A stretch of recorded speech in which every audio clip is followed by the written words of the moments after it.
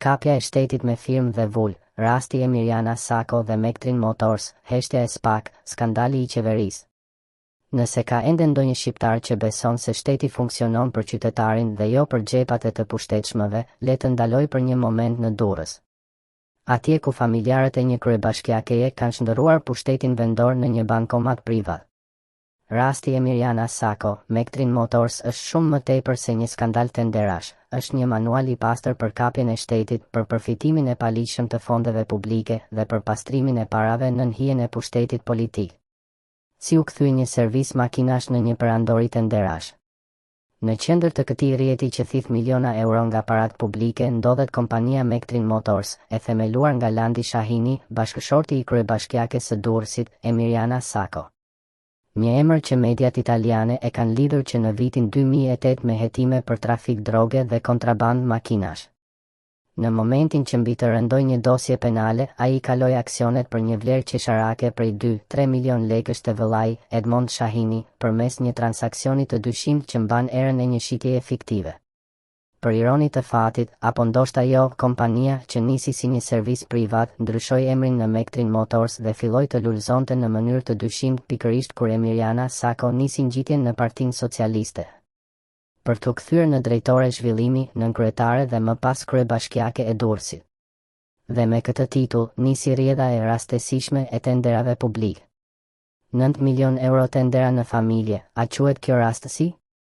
Sipas të dhënave zyrtare nga regjistri i prokurimeve publike, Mektrin Motors ka përfituar afro 9 milion euro tendera nga institucione publike në varësi direkte ose indirekte të Sakos, nga ujësiellësi i Durrësit, Ministria e Mbrojtjes, Ministria e Turizmit, Drejtoria e Policisë së Shtetit, bashki të ndryshme nga Elbasani në Kukës, madje edhe Albetril dhe Posta Shqiptare.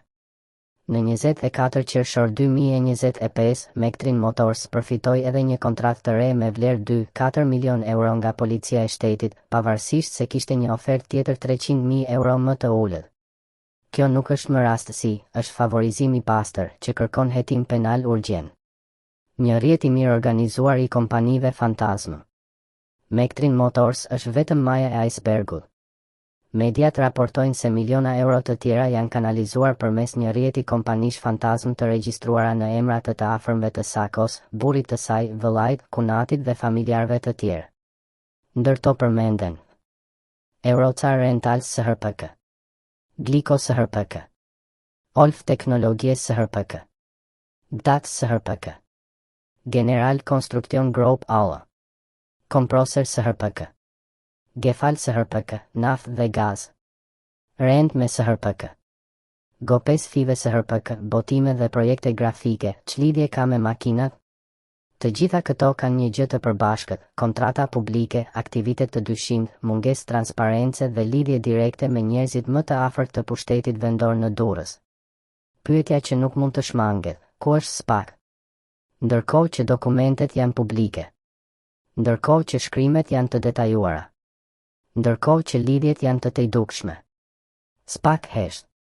Po çfarë tjetër duhet të ndodhë që të nisin hetimet? A nuk është ky një konflikt i pastër interesi, kur familjarët e kryebashkiakes marrin kontrata nga institucionet që ajo drejton? A nuk është kjo kapje e shtetit, kur çdo institucion publik, nga ujësiellësitë e policia, kanalizon fonde në të njëjtat xhepa? A nuk është kjo pastrim parash, kur tenderet qarkullojnë përmes 10 firmave fantazma të regjistruara në emra të afërmëve? Heshtja është bashkëfajësi. Qeveria Rama, që predikon rilindje dhe zero tolerancë ndaj korrupsionit, nuk ka bërë asnjë deklaratë. Asnjë hetim i nisur, asnjë shkarkim, asnjë ndalim aktiviteti për firmat që po han miliona nga fondet e shqiptarëve. Kjo nuk është më neglizhencë, është mbrojtje politike e krimit ekonomik. Është dëshmi se kur korrupsioni vjen nga tëmit, ai nuk quhet krim, por sukses sipërmarrës. Dhe kjo është fytyra më e qartë e kapjes së shtetit në Shqipërinë e vitit 2025.